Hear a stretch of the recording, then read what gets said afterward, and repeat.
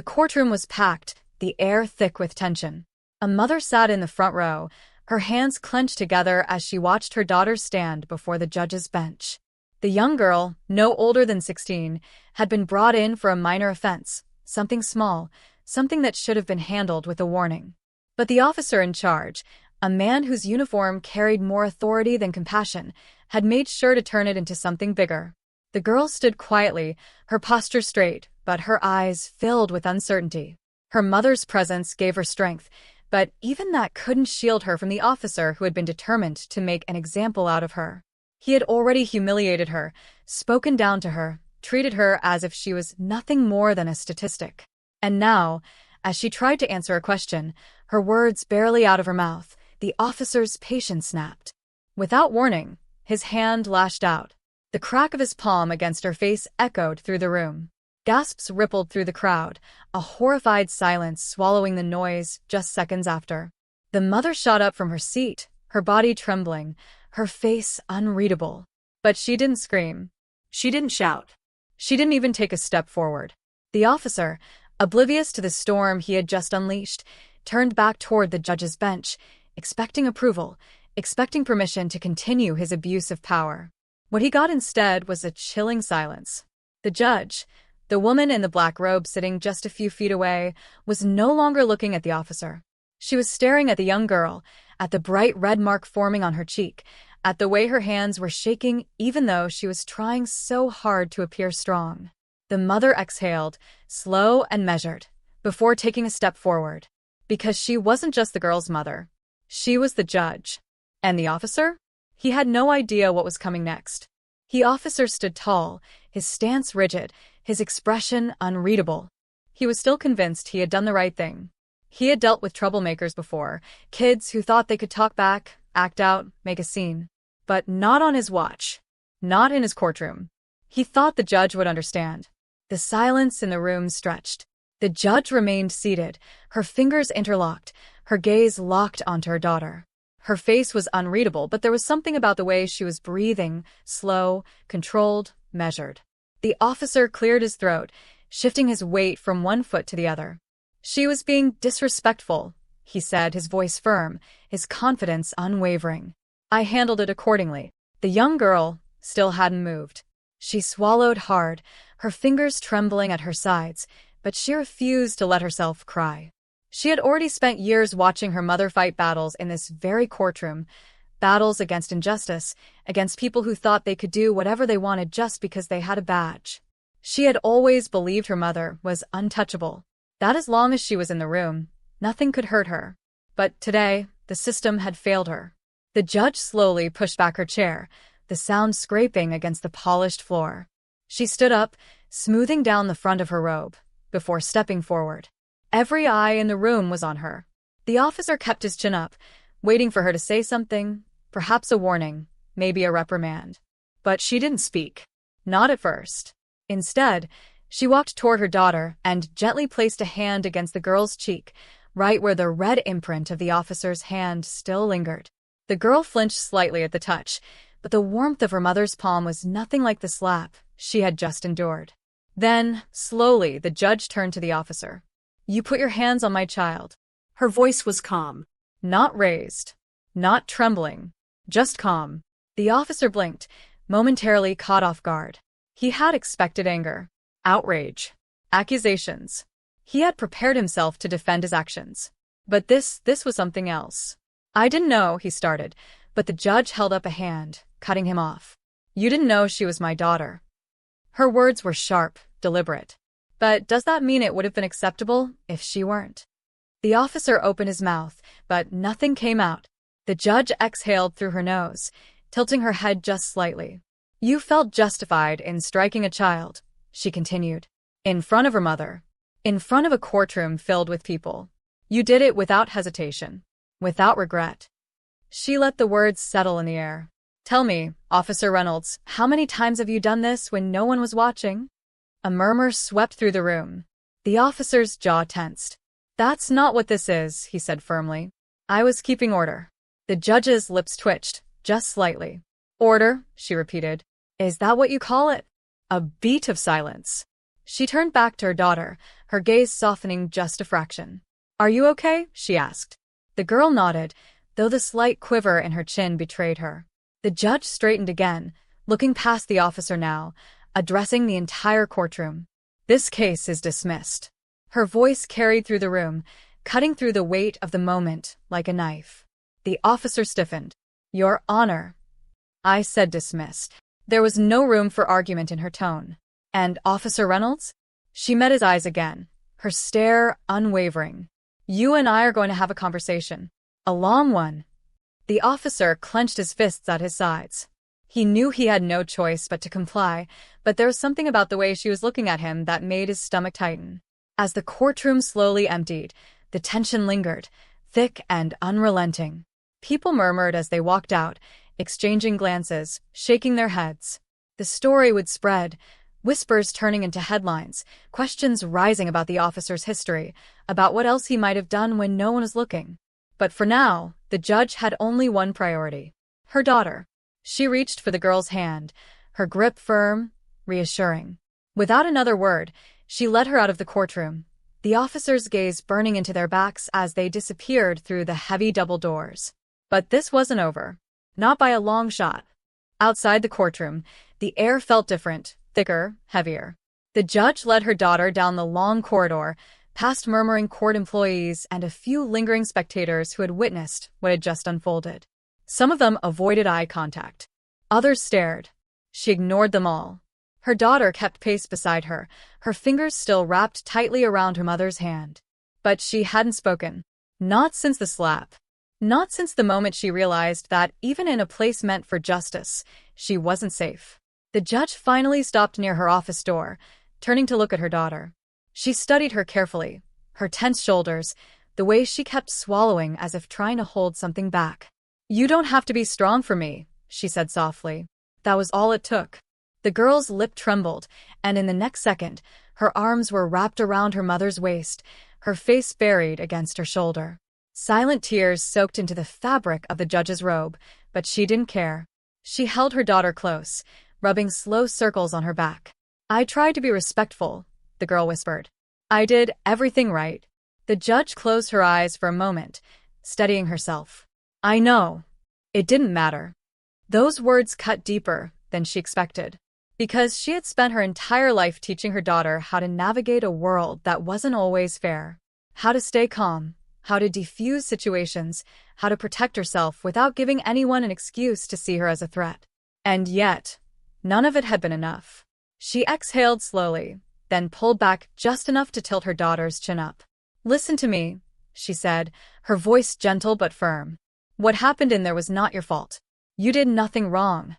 Her daughter wiped at her face, nodding, but the doubt was still there, lingering in her eyes. A sharp knock at the office door made them both turn.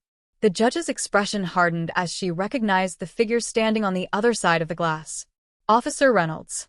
Her grip on her daughter's shoulders tightened for just a second before she stepped forward, opening the door just enough to block his view of the girl. "Not here," she said, her voice low. He hesitated. "Your Honor, Not here," she repeated. "My daughter does not need to hear whatever excuse you're about to give." The officer's jaw tensed, but he gave a short nod. "Then let's talk somewhere else." She glanced over her shoulder at her daughter, still standing near the desk, her arms wrapped around herself. Then she turned back to Reynolds. "Fine." They walked down the hall in silence, past empty courtrooms, past office doors that were closed for the day. The tension between them was suffocating. When they finally reached a quieter part of the courthouse, she stopped and turned to face him. "Say whatever it is you came to say," she said, crossing her arms. The officer looked down for a moment, then back up. "I didn't know she was your daughter," he said. She laughed, but there was no humor in it. "That's not the defense you think it is." "I mean," he exhaled sharply. "I lost my temper.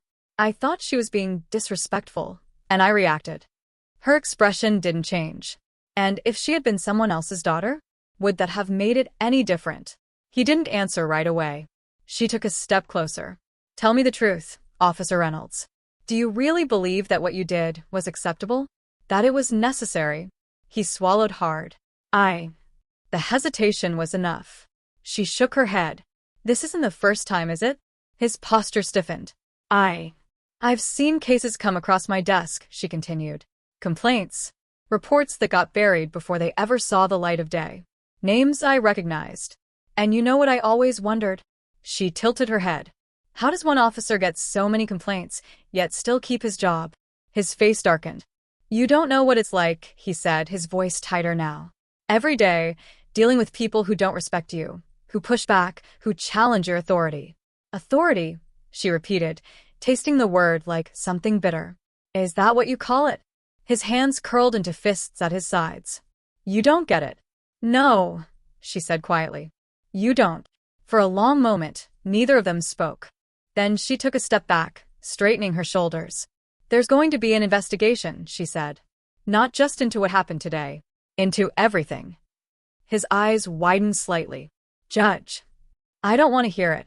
Her voice was ice. Whatever you say next won't change the fact that you crossed a line. And now you're going to answer for it. The weight of her words settled between them, heavy and unshakable. She turned to leave. But before she walked away, she glanced over her shoulder one last time. For the record, she said, her voice softer now, but no less firm. She wasn't being disrespectful. She was afraid. And you should ask yourself why your first instinct was to punish that instead of understand it. Then she walked away, leaving him standing there, alone with whatever excuses he was trying to make for himself. But this wasn't over. Not yet. Not even close. The judge's heels clicked against the polished courthouse floor, each step measured, controlled. But inside, she was anything but calm. Her mind raced through the possibilities, the consequences of what had happened. She knew how these things worked. Complaints got lost. Investigations stretched on until people forgot why they started. Officers like Reynolds had a way of slipping through the cracks, protected by silence, by a system that resisted accountability. But this time, she wouldn't let that happen. Her daughter was waiting in her office, curled up in the chair near the window. The sunlight caught the faint red mark still lingering on her cheek. It wasn't as angry as it had been an hour ago, but it was there, a reminder. The judge crouched in front of her daughter, searching her face. Are you sure you're okay? The girl nodded, but there was something behind her eyes, something distant. What happens now? The judge exhaled. There's going to be an investigation. Her daughter swallowed. And what if nothing happens? That question sat between them for a long moment. I won't let that happen, the judge said finally. But even as she said it, she knew this fight was bigger than just today. It was bigger than her daughter, bigger than Officer Reynolds. It was about the cracks in the foundation, the way power was used and misused, the way people like him walked away from moments like these without a second thought. A sharp knock at the door made them both turn. The judge stood and opened it, finding one of the courthouse clerks on the other side. Your Honor, the clerk said, shifting nervously. There's something you need to see. She followed the clerk down the hall, her daughter trailing close behind. When they reached the lobby, a small crowd had gathered near the main entrance. Whispers moved through the air like static. And then she saw it. A video was playing on someone's phone, the screen tilted just enough for her to catch the familiar setting of her own courtroom. The angle was shaky, clearly recorded by someone sitting in the gallery. But the sound was unmistakable. The slap. The reaction. The moment the entire room realized what had happened, the judge's breath caught in her chest. She had known this would spread, but she hadn't expected it to happen so fast. Her daughter shifted beside her, her fingers tightening around the edge of her sleeve. It's everywhere, she murmured. The judge knew what that meant. Public pressure. Media attention. This wasn't going to be something the department could quietly brush aside. The entire city was watching now. She turned and locked eyes with one of the court officers. Where is he? She asked, her voice level. The officer hesitated, then nodded toward the exit. He left. The judge's jaw tightened. Of course he did. Her daughter was still staring at the screen, watching the video loop over and over. The judge gently placed a hand on her arm. Come with me, she said. They left the courthouse through a side door, stepping into the crisp afternoon air. The city felt different now, quieter, but charged with an energy that wasn't there before. The judge pulled out her phone, already dialing. A voice picked up on the other end. Judge. I need a meeting, she said. Now. She knew exactly where this was heading. The pressure was building, the weight of it pressing in from all sides. But she wasn't backing down. Not this time. Because this wasn't just about what happened in that courtroom. It was about every time it had happened before.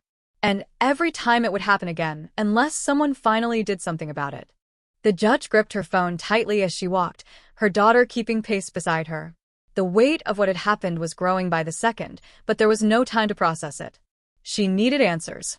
She needed to make sure this didn't get buried under a pile of excuses and official statements designed to protect the wrong people. Her car was parked in the reserved lot behind the courthouse. She reached for the door handle, then stopped. Something wasn't right. A man stood near the edge of the lot, half hidden in the shadows between two parked cars. She recognized him immediately. Not Officer Reynolds, but someone else. Someone higher up. Chief Daniels, the head of the department. He was watching her, his hands tucked into his coat pockets, his expression unreadable. The judge exhaled, straightened her shoulders, and motioned for her daughter to get in the car. Then, she turned and walked toward him. "Judge," he said as she approached. "Chief." Her voice was even but firm. "I assume you're not here for a casual conversation." He gave a small nod. "I saw the video." She crossed her arms. "Then you know what needs to happen." He hesitated, just for a fraction of a second. But it was enough. A cold feeling settled in her stomach. "You're here to convince me to let this go," she said. Daniels sighed, rubbing his jaw. "I'm here to remind you that things like this get complicated." She let out a sharp, humorless laugh. "Complicated?" He met her gaze. "Reynolds has been with the department for years. He's got friends in the right places. So do I." He sighed again. "Look, I'm not saying what he did was right. But if you push this too hard, it's going to turn into a war. There are people who don't want this kind of attention. You need to think about the bigger picture." She took a step closer. "The bigger picture?" she repeated, her voice quiet but edged with steel. "A grown man, an officer of the law, slapped a teenager in my courtroom. And you're worried about politics?" Daniels clenched his jaw. "I'm telling you how this works." "No," she said. "You're telling me how it's always worked." His silence was answer enough. She shook her head. "So, what happens now? You let him walk. Pretend it never happened." Daniels hesitated again. "There are ways to handle this. Internal review. Maybe a suspension. That's not enough. It's all that's going to happen unless you back off." She stared at him, something cold and sharp settling deep in her chest. "Is that a threat?" Daniels didn't answer right away. He just looked at her, looked at the courthouse behind her, looked at the car where her daughter sat watching. Then he said, "It's a warning." She felt her pulse thrum in her ears, steady and unshakable. "This isn't going away," she said, her voice steady. "Not this time." Daniels held her gaze for another second, then gave a slow nod. "Then I hope you're ready for what comes next." And with that, he turned and walked away, disappearing into the evening light. The judge stood there for a long moment, the weight of his words settling over her. But she didn't feel fear. She felt something else. Determination. Because if they thought she was going to back down, they were about to find out just how wrong they were. The judge gripped the steering wheel as she pulled out of the courthouse parking lot. Her daughter sat quietly in the passenger seat, staring out the window, lost in thought. The conversation with Chief Daniels echoed in her mind. It was a warning, but it also told her something important. They were afraid. Afraid of the truth getting out, afraid of losing control. That meant she still had the power to push forward. Her phone vibrated against the console. She glanced at the screen. It was a message from a journalist she knew, a name she trusted. "Judge, we need to talk. I have something you'll want to see. Urgent." Her fingers tightened around the phone. There was no turning back now. She changed direction, heading toward the meeting spot they had arranged, a small coffee shop away from the usual downtown chaos. She parked, told her daughter to stay in the car, and stepped inside.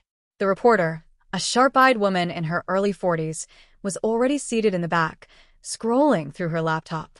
She looked up when the judge approached. "I was wondering when you'd call," she said, closing the screen halfway. The judge sat across from her. "What do you have?" The reporter slid the laptop forward and pressed play. A second video began to play, one the judge hadn't seen before. It was surveillance footage from a police station. Officer Reynolds was in the frame, leaning against a desk, talking to another officer. The audio was slightly muffled, but the words were clear. "It's fine. She won't do anything. They never do. Besides, the chief already said he's handling it." The other officer chuckled. "Lucky you. But man, you gotta be more careful. These things can blow up fast." Reynolds shrugged. "Doesn't matter. It'll go away." It always does." The judge's stomach twisted. This wasn't just arrogance. This was confidence. Confidence that the system would protect him, that people like Chief Daniels would smooth things over. The reporter paused the video. "This was leaked to me an hour ago. An officer in the department, someone who doesn't agree with how things are being handled, sent it anonymously. I already have confirmation that this is real." The judge exhaled slowly. This was it. Proof that the system was actively covering for Reynolds. The reporter leaned in. "I'm publishing this in the next hour. But I want to give you a heads up first." The judge nodded, her mind already racing. "This changes everything." The reporter smirked. "That's the idea."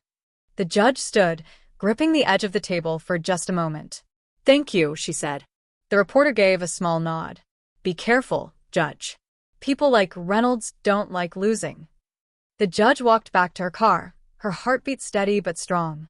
She opened the door, sliding into the driver's seat. Her daughter looked at her. "What happened?" The judge smiled slightly. "Things are about to get interesting." By the time they got home, the video was already everywhere. News stations were airing it. Social media was exploding with reactions. People weren't just angry anymore. They were demanding action.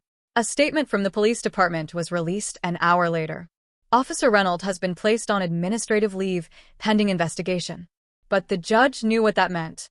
A delay. An attempt to calm the storm. Then, another message came through, this time from an anonymous number. "You should stop now, Judge. Before things get worse for you." She stared at the screen, then set the phone down. If they thought a threat was going to scare her, they had no idea who they were dealing with. The fight wasn't over. It was just beginning. The judge stared at the anonymous message on her phone for a long moment before locking the screen and setting it aside. The threat wasn't surprising. If anything, it confirmed she was pushing in the right direction. She glanced over at her daughter, who was curled up on the couch, her face partially hidden behind a blanket. The last few days had been overwhelming for both of them. But her daughter was strong, and despite everything, there was a quiet resilience in her eyes. The television flickered in the background, the evening news replaying clips of the leaked video. The city was awake with discussion. Calls for Officer Reynolds' termination were growing louder. People were demanding real accountability, not just another quiet internal review. Her phone rang. It was her assistant. "Judge, you need to see this. Turn on Channel 5. She reached for the remote and changed the channel. The screen cut to a press conference. Chief Daniels stood at a podium, his expression carefully neutral. Flashes from cameras went off in rapid bursts. Reporters were shouting questions, but Daniels raised a hand for silence. "Effective immediately, Officer Reynolds has been terminated from the department.